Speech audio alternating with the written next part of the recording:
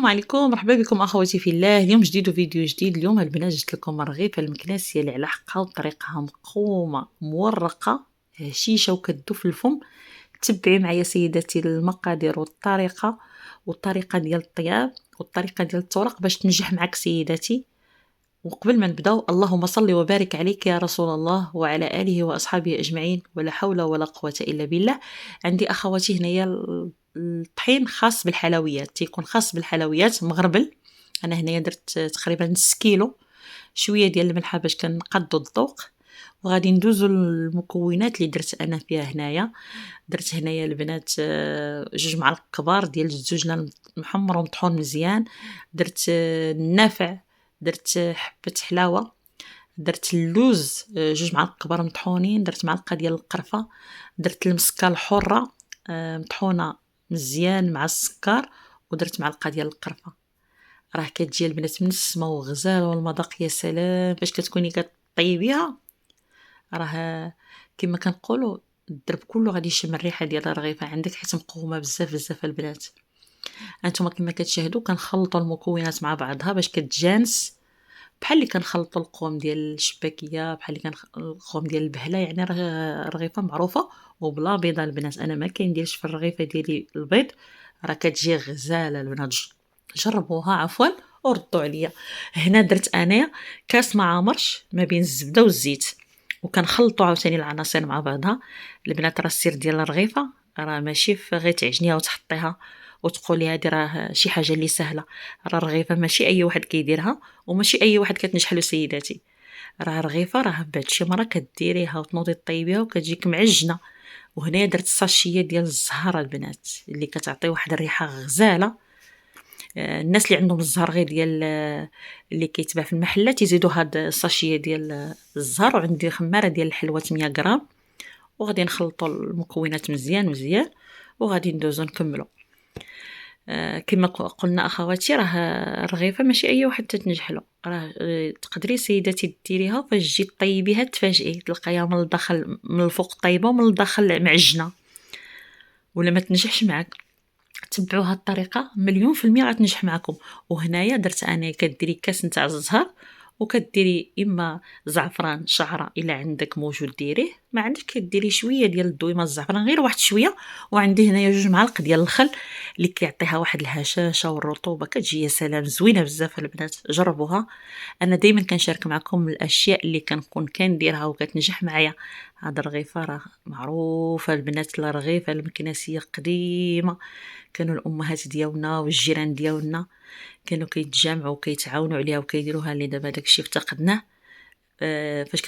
فاش كيقرب العيد في العواشر دائما كتلقاي الرغيفه في الاحياء ديال مكناس، ريحه عاطيه كيصايبوها. كانت ايام زوينه البنات بزاف.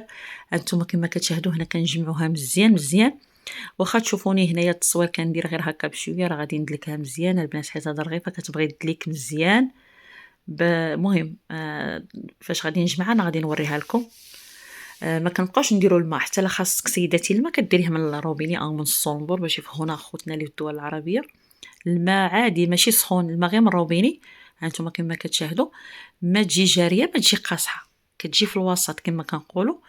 هانتوما انا هنايا راه دلكتها مزيان وغنزيد ندلكها شويه. المهم انا وريتكم هانتوما كما كتشاهدوا ها هي. وغادي نخليوها ترتاح وغادي نمشيو نقضيو شي حاجه لعندنا.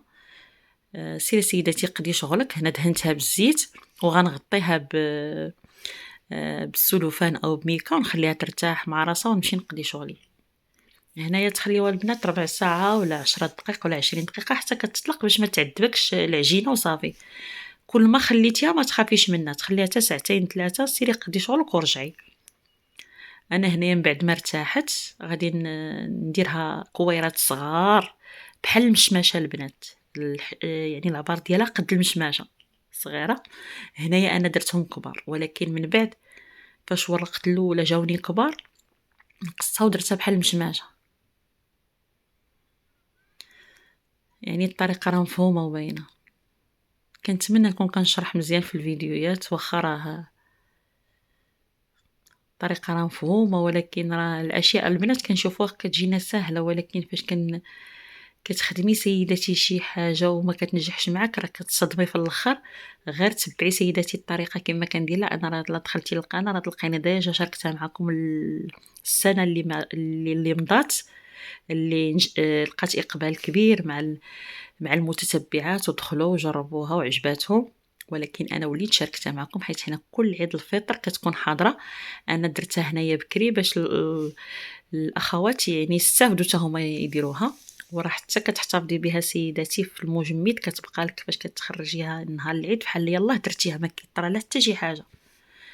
انتم هنايا كتشوفوا انني كندير الكويرات في الزيت. ضروري سيداتي ديري الكويرات ديالك في الزيت باش كيشربوا الزيت مزيان، حيت الرغيفه السر ديالها انها كتشرب الزيت في الاول. فاش كتكوني كتورقيها انتم كما كتشاهدوا هاد الزلافه هذه راه غادي تبقى نخليها هنايا بالزيت وغنخدمها.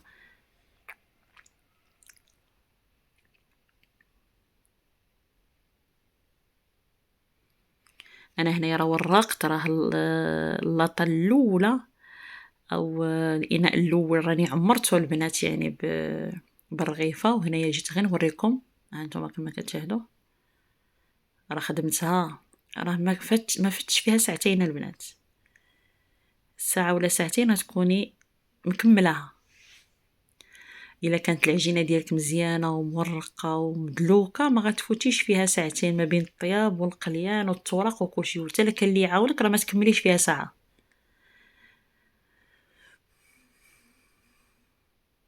هانتوما كما كتشاهدوا السير ديال الرغيفه خصها تكون مورقه مزيان حتى يبان لك سطح العمل، باش تعرفي يعني العجينه راه ناجحه، راه ما كتقطعش. هانتوما واخا دايره فيها انا اللوز ويعني القوام مقومه مزيان ما تقطعات ليش. شحال هادي راه كنا كنديروا فيها العقده البنات. فاش كانوا علاش ما بقاوش كيديروا فيها العقده؟ فاش كيقليوها كتفرقع في وسط الزيت وكتضيع ديك العقده وما كيستافدوش منها، كتحرق في الزيت. هادشي علاش ولينا كنديروا المكونات كلها في العجينه وكنستافدوا منها. راه كتجي واحد البنه البنات راه زوينه بزاف. انا هنا راه خدمتها معكم وانا صايمه. راه فاش فطرت راه دقتها البنات وعاد درت لها المونتاج. راه شي حاجه اللي روعه وكنتمنى تجربوها وتردوا عليا في التعاليق. انتما كما كتشاهدوا واخا تحلكم شويه راه ماشي كت تشوفوا انها راه ما ناجحاش. لا، راه العجينه ناجحه 100%. راه هذا انها مورقه مزيان ما تجيكمش معجنه. والسر ديالها البنات في الطياب. كنأكد البنات على الطياب وعلى التوراق. هانتوما كتحطوها يعني شي حاجه اللي سهله وبسيطه. هذه اللاطه الثانيه البنات، اما الاولى راه غنوريها لكم، هي دي خدمتها. وغانتوما كما كتشاهدوا ضروري فاش تكونوا كتخدموها غطيوها بالميكا باش ما كتنشفش حتى تبغيو تقليوها، باش ما كديرناش ديك القشره البيضاء. هنايا غادي ندوز مع بعضنا. هانتوما كما كتشاهدوا دابا انا ساليت هنايا، غادي ندوز باش غادي نقليها. نضغط عليها شويه وغادي تقبها، يعني تقبوها شويه البنات بليبره ولا بشي حاجه باش كتهوى، باش ما كتضغطوا عليها غير واحد شويه بروس صبعانكم. هانتوما يعني شي حاجه اللي سهله وبسيطه. هانتوما هنا انا كنتقبها. هانتوما يعني الطريقه راه سهله، ولكن هاد السر من الاسرار هما اللي كيخليو الاشياء تنجح لكم البنات.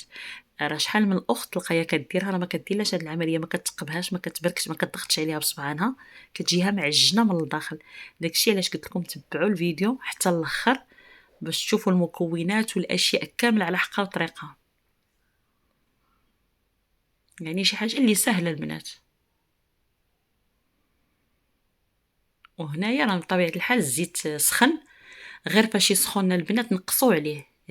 ما العافيه ما تكونش مجهده وما تكونش قليله. وهنا العسل اللي شاركت معكم، هذا راه العسل الثاني اللي درت انا الرغيفه الاول ديال رمضان اللي شاركت معكم. هذا راه الثاني البنات، راه ما كيقصح ما حتى شي حاجه، كيبقى هكا. هنايا كما كتشاهدوا راه الزيت هنايا سخنات، فاش كتسخن كتنقصوا عليها باش ما دغيا كتحمر، ولكن من الداخل كتبقى خضره. غير نقصوا وتكون المقله مزيانه ديال اللي كطيبوا فيها.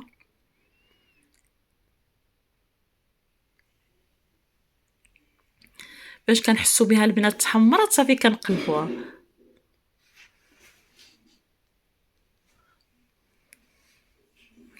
هادو راه الاولين اللي درت انا في المقله، راه شاركتهم معكم، راه كتنفخ البنات، راه تنفخات. غير الصوره ما كتكونش واضحه، ها نتوما كما كتشاهدوا. هنايا من بعد ما طابت، ها نتوما كما كتشاهدوا، غادي نحيدها وغادي نديرها في العسل، غنخليها تشرب مزيان العسل.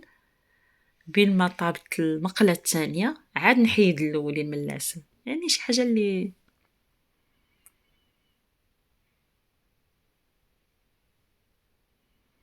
صافي. غندير الاخرين عاوتاني بالزيت، وهادو غنخليهم في العسل.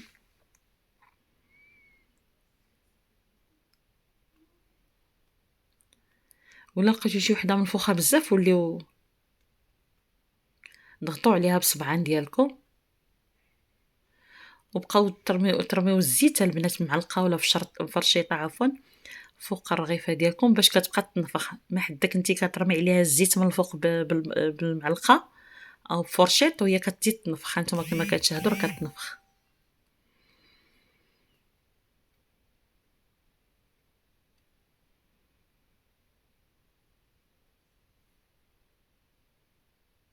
هنا غنحيدو هادو اللي شربوا العسل، غادي نحيدوهم وغادي نديروهم في الكسكاس باش يتسقطروا من العسل، وغادي ندردروا عليهم شويه ديال هانتوما كيما هي المره الثانيه فاش حيدتهم.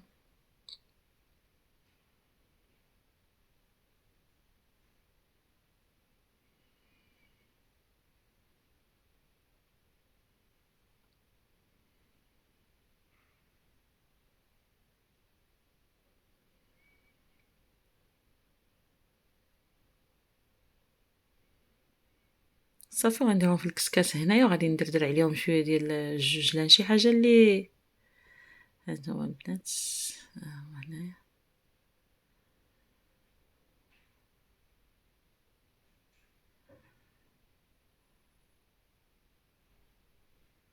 صافي. وهنا غادي ندردرو عليهم شويه ديال الجوجلان، هانتوما كما كتشاهدوا.